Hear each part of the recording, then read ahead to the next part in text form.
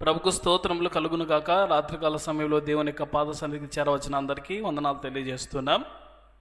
మంచిది, దేవుని వాక్యాన్ని మనం చదువుకుందాం కొన్ని నిమిషాలు. తర్వాత మన గృహాలకు మనం చెదిరి వెళ్దాం. చూద్దాము రాజుల 2వ గ్రంథం 20వ అధ్యాయం 1వ వచనం నుండి మనం చదువుకుందాం. రాజుల 2వ గ్రంథం 20వ అధ్యాయం 1వ వచనం నుండి మనం చదువుకుందాం. పేజీ నెంబర్ 327, పాత నిబంధన. ఆ దినములలో హిజ్కియాకు మరణకరమైన రోగము కలుగగా ఆమోజు కుమారుడును ప్రవక్తనైన యెషయా అతని యొద్దకు వచ్చి, నీవు మరణమవుచున్నావు, బ్రతకవు కనుక నీ ఇల్లు చక్కబెట్టుకోమని యెహోవా సెలవిచ్చుచున్నాడని చెప్పగా. ఇప్పుడు 5వ వచనాన్ని మనం చదువుకుందాం. 5వ వచనం, నీవు తిరిగి నా ప్రజలకు అధిపతి అయిన హిజ్కియా యొద్దకు పోయి అతనితో ఇట్లనము, నీ పితరుడైన దావీదునకు దేవుడనకు యెహోవా నీకు సెలవిచ్చినదేమనగా, నీవు కన్నీళ్లు విడుచుట చూచి తిని నీ ప్రార్థన నేను అంగీకరించి ఉన్నాను. నేను నిన్ను బాగు చేసేదను. 3వ దినమున నీవు యెహోవా మందిరమునకు ఎక్కిపోదువు. ఇంకా 15 సంవత్సరముల ఆయుష్ నీకిచ్చేదను. 15 సంవత్సరముల ఆయుష్ నీకిచ్చేదను. గమనిస్తున్నారా? మనము ఇప్పుడు తన ప్రజలకు అధిపతి అయిన హిజ్కియా గురించి వింటున్నాం. హిజ్కియా ప్రజలకు అధిపతి అంటే రాజు. ఈ రాజు యొద్దకు పోయి ఒక ప్రవక్త ఈ విధంగా చెబుతున్నాడు. ఏమని చెబుతున్నాడంటే, నీవు మరణమవుచున్నావు కాబట్టి నీ ఇల్లు చక్కబెట్టుకోమని చెప్తా ఉన్నాడు. మరణమయ్యేటప్పుడు ఎందుకు ఇల్లు చక్కబెట్టుకోవాలా? ఇల్లు పాడైపోతే ఏమవుతుంది అంటే, పాపము మనుషులను పాడు చేస్తుంది. పాడైన పారు ఎక్కడికి వెళ్తారు? ఆరనగ్నికి వెళ్ళిపోతారు. కాబట్టి దేవుని ఎదుట హృదయాలు కానీ మనస్సు కానీ ప్రవర్తన కానీ బాగోలేకపోతే వారు ఆరని అగ్నికి వెళ్తారు. కాబట్టి దేవుడు తన దాసును పంపించి హిజ్కియా యొద్దకు పోయి, నీ ఇల్లు ఏం చేయమంటున్నాడు? ఏమంటున్నాడమ్మా? నీ ఇల్లు చక్కబెట్టుకోమంటున్నాడు. ఎందుకు చక్కబెట్టుకోమంటున్నాడు? ఎందుకు చక్కబెట్టుకోమంటున్నాడు? నీవు మరణమవుతావు కాబట్టి. నీవు మరణమవుతావు కాబట్టి నీ ఇల్లు చక్కబెట్టుకోమని చెబుతున్నాడు. ఎందుకంటే నరుని ఆయుష్ ఏ క్షణాన ఉంటుందో తెలియదు కదా, ఏ క్షమయాన పోతానో కూడా తెలియదు. దైవ గ్రంథంలో ఆయుష్ను గురించి మనం కొన్ని నిమిషాలు జ్ఞాపకం చేసుకొని మనం ముందుకు కొనసాగుదాం. చూద్దాము 39వ కీర్తన 4వ చరణాన్ని మనం గమనిద్దాం. 39వ కీర్తన 4వ చరణాన్ని మనం గమనిద్దాం.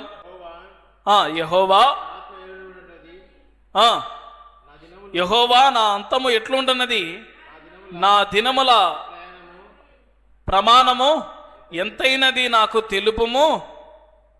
నా ఆయువు ఎంత అల్పమైనదో నేను తెలుసుకొనగోరుచున్నాను అన్నాడు.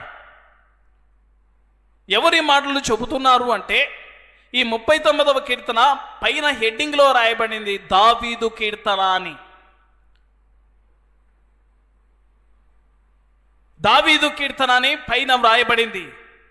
ఆ వ్యక్తి పలుకుతున్నటువంటి మాట లేదా పాడుతున్నటువంటి మాట ఏంటంటే, నా ఆయువు ఎంత అల్పమైనది అంటున్నాడు. ఏదంట మన ఆయువు? ఎటువంటిదంట అమ్మా? మన ఆయువు ఎటువంటిదంట? అల్పమైనది. అల్పమైనదంటే చాలా తక్కువ ఉండేది అని కదా. అల్పమైనది లేదా స్వల్పమైనది అనే పదాలు వాడతాం. అంటే ఇంకా ఎక్కువ లేదని అర్థం కదా. విస్తారంగా ఆయువు లేదనేసి మనకు అర్థం. ఆ విషయాన్ని భక్తుడు ఈ విధంగా చెబుతున్నాడు, నా ఆయువు ఎంత అల్పమైనది అంటున్నాడు. మనుషుల ఆయుస్సు ఎటువంటిది? అల్పమైనది. ఇంకా 89వ కీర్తన 47వ చరణాన్ని చదువుదాం మరొకసారి. ఇంకొక మాట, 89వ కీర్తన 47వ చరణాన్ని మనం చదువుకుందాం. నా ఆయుష్కాలము ఎంత కొద్దిదో జ్ఞాపకము చేసుకొనుము. ఎంత వ్యర్థముగా నీవు నరులనందరినీ సృజించి ఉన్నావు. మరణము చూడక బ్రతుకు నరుడెవడు? పాతాళము యొక్క వశము కాకుండా తన్ను తాను తప్పించుకొనగలవాడెవడు? చాలు. ఇక్కడ నరుని యొక్క ఆయుష్ను గురించి దేవుడు తన ఆత్మ ద్వారా వ్రాయించి తెలియజేస్తున్నాడు. ఇక్కడ నరుని ఆయుష్ ఎటువంటిదంట? ఎటువంటిదని చెబుతున్నాడు? కొద్దిది. ఇందాక మనం చదివినాం నరుని ఆయుష్ అల్పమైనదని. ఇంకా ఇక్కడ మనం చదువుతున్నాం నరుని ఆయుష్ ఎటువంటిది? కొద్దిది కదా. కొద్దిది, కొద్ది మాట కొద్దిది అనేసి మనం ఎక్కడ వింటామంటే బైబిల్ గ్రంథంలో మనకు సారెపతను స్త్రీ కనపడుతుంది కదా. అక్కడ ఒక విధవరాలు ఉంది. ఆ విధవరాలు దగ్గరికి ఒక ప్రవక్త పోతాడు. అమ్మా, నా కొరకు ఒక రొట్టె చేసుకొని తీసుకురమ్మా అంటాడు. అప్పుడు ఆమె చెప్తాది, ఏమని చెప్తాది? నా బుడ్డిలో ఎంత ఉంది? కొంచెం నూనె. ఇంకా నా తొట్టిలో ఎంత ఉంది పిండి? కొద్దిగా. ఇంత తినేసి నేను నా కుమారుడు మరణమవుతామని చెప్పేసి చెప్తా ఉంది కదా. అయితే దైవజనుడు ఆ ఇంటికి పోయిన తర్వాత ఆయన ఆమెతో చెబుతున్న మాట, ఈ కరువు దినములన్నిటిలో నువ్వు పోషించబడతావని చెప్తాడు. కరువు దినాలన్నిటిలో ఆమె పోషించబడతాది కదా.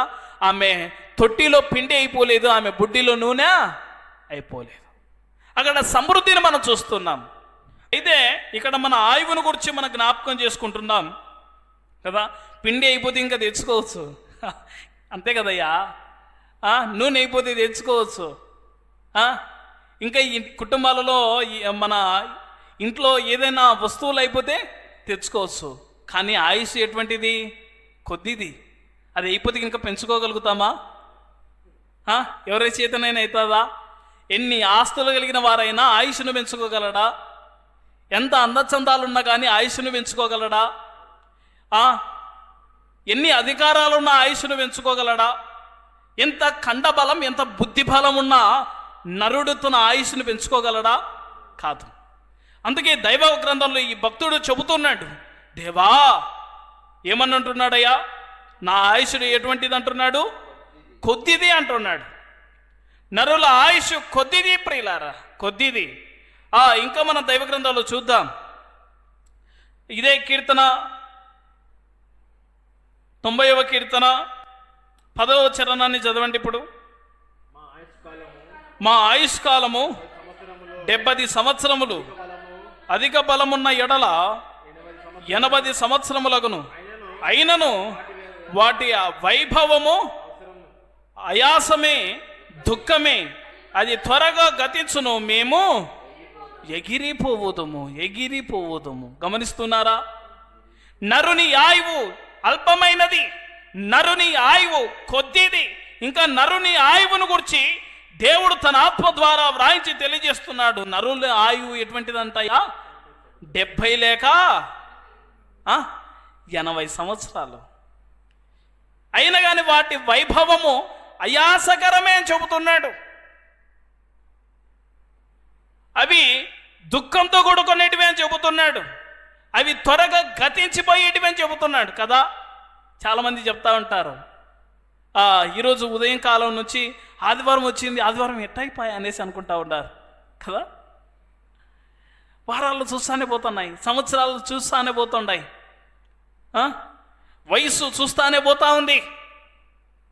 ఇవన్నీ గతించిపోతున్నాయి. అందుకే దేవుడు తన ఆత్మ ద్వారా వ్రాయించి తెలియజేస్తున్నాడు, మనుషుల ఆయుష్కాలము 70 లేక 80 సంవత్సరములు.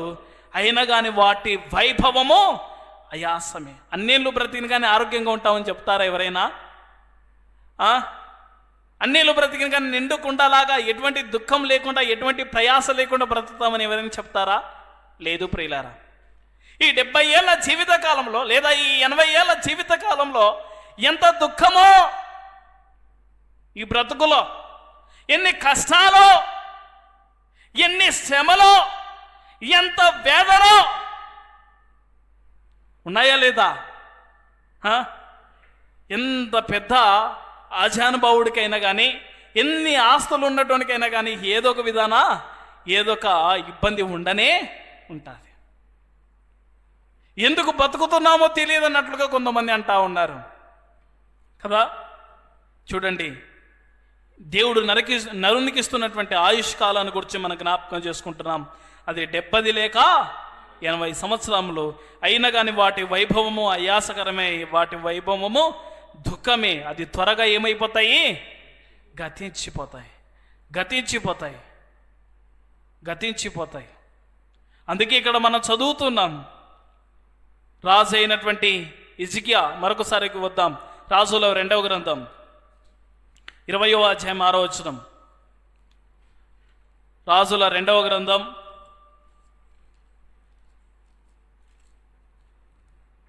20వ అధ్యాయం 6వ వచనం. ఇంకా 15 సంవత్సరముల ఆయుష్ను నీకు ఇచ్చేదను. గమనిస్తున్నారా? నీ దినాలు కొద్దివని చెప్పినాడు, నీ దినాలు అల్పమైనవి అని చెప్పినాడు. నీ దినములు 70 లేక 80 సంవత్సరములే, అయినను వాటి వైభవము ఆయాసకరమే చెప్పినాడు. మరి ఇన్నేళ్ల జీవితకాలంలో ఎప్పుడు మనం బ్రతికుంటామో, ఎప్పుడు మరణమవుతామో మనకు తెలియదు. అయితే హిజ్కియాకు ఆ సంగతి తెలిసింది. ఎందుకంటే దేవుడు తన దాసుని పంపించి యెషయాను, నువ్వు మరణమవుతున్నావు, నీ ఇల్లు చక్కబెట్టుకోమని చెప్పేసి పంపించినాడు. ఈ లోకంలో మనకు అన్నీ తెలుసు, కానీ మరణం ఎప్పుడు వస్తుందో మనకు తెలియదు. ఎవరేం చెప్తారా? హిజ్కియాకు అయితే ఇంకా యెషయా పోయి చెప్పినాడు కాబట్టి చచ్చిపోతాడని తెలుసు, కానీ మనము చచ్చిపోతామని మనకు ఎవరైనా చెప్తారా? ముందు మన భవిష్యత్తు ఎంతో ఎవరైనా చెప్పగలుగుతారా? లేదు కదా. అయితే ఎప్పుడు మరణమవుతామో తెలియదు కాబట్టి మన ఇల్లు చక్కబెట్టుకోవాలా. ఎందుకు ఇల్లు చక్కబెట్టుకోవాలంటే మనమందరము పాపముల చేత, అపరాధముల చేత ఏమైపోయినామో? చచ్చిపోయినాం. ఇంకా మనలో జీవం లేదు. జీవించుచున్నావని పేరు మాత్రం ఉంది, కానీ నువ్వు మృతుడవి అని చెప్పినాడు. ఇలాగ మృతులమైనటువంటి మనల్ని బ్రతికించడానికై యేసయ్య పరలోకం విడిచి ఈ లోకానికి వచ్చి మన పాపములకు కావలసినటువంటి శిక్షను ఆయన పొందినాడు. మన స్థానంలో ఆయన నిలిచాడు. మనకు బదులుగా ఆయన ఉమ్మి వేయించుకున్నాడు. మనకు బదులుగా ఆయన కొట్టబడ్డాడు. మనకు బదులుగా ఆయన ఈడ్వబడ్డాడు. మనకు బదులుగా తన చేతులు, తన పాదములను చాపి మన కొరకై ఆయన సిలువలో తన ప్రాణమును అర్పించాడు. చనిపోయాడు, సమాధి చేయబడ్డాడు. 3వ దినం నా లేఖనముల ప్రకారం తిరిగి లేచాడు కదా. ఎవరైతే యేసుప్రభు నమ్ముకుంటారో వారి జీవితాలను దేవుడు చక్కదిద్దుతాడు కదా. అద్దము ఏ విధంగా మనుషులను చక్కదిద్దుతుందో ప్రతిబింబాన్ని చూపించి దేవుని వాక్యం అనే అద్దము ద్వారా మనుషుల జీవితాలను ఆయన ఏం చేస్తాడు? సరిదిద్దుతాడు. పాడైపోయిన జీవితాలను బాగు చేస్తాడు కదా. అవమానించబడినటువంటి జీవితాలను బాగు చేస్తాడు. నిందించబడిన జీవితాలను నిందను తొలగించి ఆశీర్వాదకరంగా మారుస్తాడు. ఆశీర్వాదకరంగా ఆయన మారుస్తాడు. అయితే ఇల్లు చక్కబెట్టుకోవడానికి నువ్వు సిద్ధంగా ఉండావా? నీ ఆయుష్ ఎంత స్వల్పమైనదో మనం ఇంతవరకు చదువుకున్నాం కదా. ఎప్పుడు మరణమవుతామో హిజ్కియాకు తెలిసినట్లుగా మనకు తెలీదు. అయితే దేవుడు ఈ క్షణాన్ని దేవుడు నిన్ను పిలిస్తే నీ గతి ఏమవుతుంది? పరలోకంలో ఆయనతో పాటు నువ్వు ఉంటావా? పాపాన్ని ఒప్పుకోకుండా ఆలోచన చేయండి, గమనించండి.